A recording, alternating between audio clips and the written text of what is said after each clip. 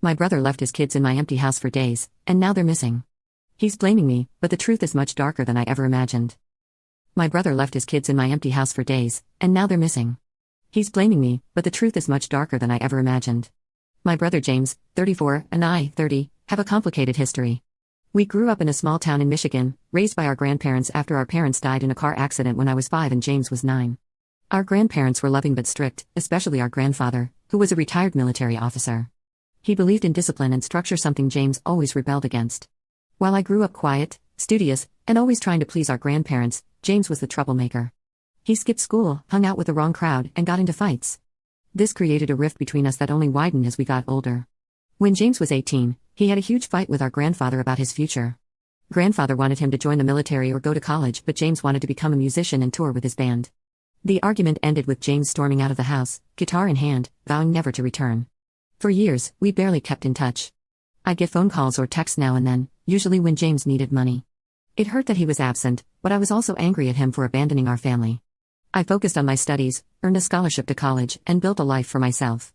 James's life took a different path. He married his high school girlfriend, Lisa, when she got pregnant at 19. They had Daniel, who's now 15, and Carol, who's 12, a few years later. James tried to settle down, working construction jobs and playing gigs on the weekends, but he struggled to take on the responsibility of being a husband and father. 3 years ago, Lisa left James. She was fed up with his unreliability and suspected he was being unfaithful. She moved to California with her new boyfriend, leaving the kids with James. It was a messy situation, and James suddenly found himself a single father with no clue how to handle it. Since then, I've tried to help when I can. Sometimes I take the kids on weekends or help with school supplies, but James often pushes me away, saying he doesn't need my charity.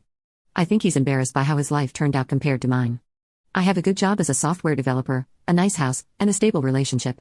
James is still struggling to make ends meet. Last week, I went camping with my boyfriend, Mark.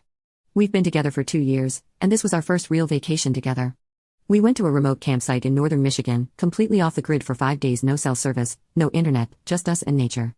It was beautiful and peaceful, a much-needed break from our busy lives. When we returned to civilization yesterday, my phone blew up with notifications, missed calls, angry text messages, and voicemails, all from James. My heart sank as I listened to the messages, each more frantic than the last. I called James immediately, confused and worried about what was going on. He answered on the first ring and started yelling before I could even say hello. "Where the hell have you been?" he shouted. "Where are Carol and Daniel? How could you be so irresponsible?" I was completely lost. "James, calm down. What are you talking about? I just got back from my camping trip. What's going on with Carol and Daniel?" James's voice was a mix of anger and panic. "I left them at your house days ago. You were supposed to watch them while I handled some personal matters. How could you just leave them?" My mind was spinning. I had no idea what he was talking about. "James, we never agreed that I would watch the kids. I've been gone for 5 days. I didn't get any message from you about watching them. I texted you," James insisted. "I told you I needed you to take care of them for a few days. You always say you want to help, so I thought you'd be okay with it." I checked my phone again, scrolling through my messages. Nothing. "James," I said slowly, "I didn't get any message from you." There was a pause on the other end of the line. When James spoke again, his voice was lower, almost timid. "I didn't actually see you when I dropped them off. I was in a hurry. I told them to ring the doorbell and wait for you to let them in." A chill ran down my spine. "James, are you telling me you left your kids outside my house without making sure I was home or that they got inside safely?" "I had to leave quickly," James said defensively. "I thought you'd be home. You're always home." I took a deep breath, trying to stay calm. "James, the kids are missing now because you didn't make sure they were safe. This isn't my fault. We need to call the police." "No," James's voice was sharp. "We can't involve the police. I'm in some legal trouble. If the police start investigating, it could make things worse." I pressed him for more information about his legal troubles, but he wouldn't give me any details. He just kept insisting that it was my fault for not being home and not checking my messages.